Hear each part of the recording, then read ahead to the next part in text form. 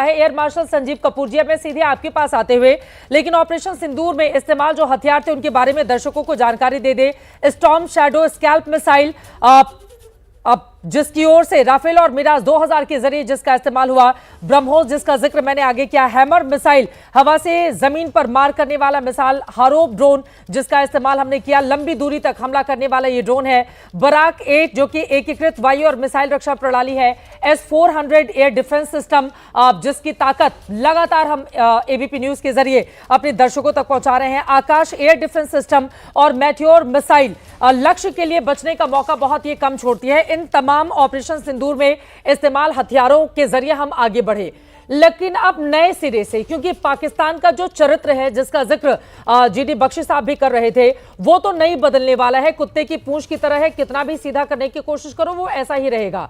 अब आगे की हमारी तैयारी कैसी रखनी होगी, क्या करना होगा भारत को?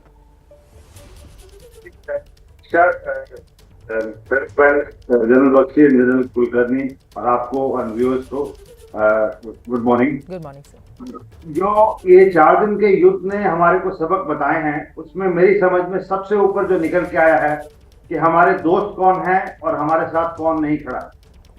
जब आदमी जरूरत में होता है, विपदा में होता है, उस वक्त आपके शुभ चिंतक और जो नियर डियर है उनका ज्ञात होता है। तो ऐसे ही इन 4 दिन के युद्ध में हमें पता चला बहुत सारे देश थे जिनसे भारत को एक्सपेक्टेशन रही होगी कि इन्होंने हमारी मदद करनी चाहिए, बट मेरी समझ में वो बढ़ चढ़ के आगे नहीं आए और मदद तो दूर रही, उन्होंने किसी भी फोरम में पाकिस्तान के अगेंस्ट एक भी स्टेटमेंट नहीं दी, स्पेशली वेस्टर्न कंट्री। ये पहला सबक। बिल्कुल। दूसरा सबक मेरी समझ में जो निकल के आया है कि हमें जल्द से जल्द आत्मनिर्भर होना पड़ेगा। जो ये युद्ध में हमारी जो भी एडवांसेस हुई हैं उसे हमें आगे बढ़ाना पड़ेगा। उसमें हमारे को अपनी इंडस्ट्री, अपनी collaboration, transfer of technologies and जो भारत के मित्र देश हैं जो इसमें हमारे साथ खड़े हुए, उनकी मदद से हमें लीप फ्रॉग करना होगा।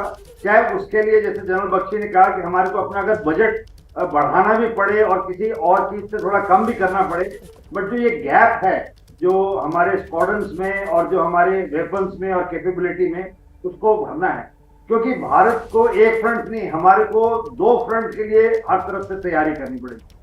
तीसरी मेरी समझ में जो सबसे जरूरी चीज इस कॉन्फ्लिक्ट से निकल के आई है वो ये है कि स्पेस का बहुत ज्यादा प्रयोग हुआ है। जितने भी ड्रोन्स, मिसाइल्स, अटैक्स और जो भी टारगेटिंग हुई है उसमें स्पेस बेस्ड एप्लीकेशन रही।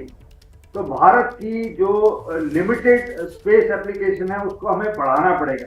अभी हमारी रीजनल कनेक्टिविटी है नेवी या बाकी सिस्टम से, बट हमें उसको ग्लोबल लेवल पे ले जाना है, क्योंकि कल को हम जीपीएस जो अमेरिका से कंट्रोल्ड है, ग्लोनेस्ट जो रशिया से कंट्रोल्ड है और जो बाइडू चाइना से कंट्रोल्ड है, जिसके थ्रू पाकिस्तानी ने अपने ड्रोन भेजे थे, युद्ध में उसको डिग्रेड कर सकते हैं और आपकी टारगेटिंग खराब हो सकती है। तो भारत को अपना जो सैटेलाइट का सिस्टम है उसको आगे बढ़ाना पड़ेगा। एंड सबसे जरूरी चीज, जैसा कि फेलो पैनलिस्ट ने भी बोला है कि अभी एक जख्मी शेर को छोड़ा है, वो अब और तैयारी करेगा और हमारे को किसी भी स्टेज पे अपना गार्ड नीचे नहीं करना है। और as a nation, as a country, we have to be very very alert and look for opportunities. Threshold political level पे ऑलरेडी नीचे कर दिया गया है, तो जो सब कन्वेंशनल थ्रेट और कन्वेंशनल वॉरफेयर के बीच में जो दूरी थी वो अब खत्म हो गई है। बिल्कुल। तो अब अगर कुछ भी हरकत होती है तो कॉन्फ्लिक्ट किसी भी दिशा में किसी भी लेवल पे बढ़ सकती है। तो उसके लिए तीनों सेनाओं को और पूरे देश को तैयार रहना पड़ेगा, ये मेरी समझ है।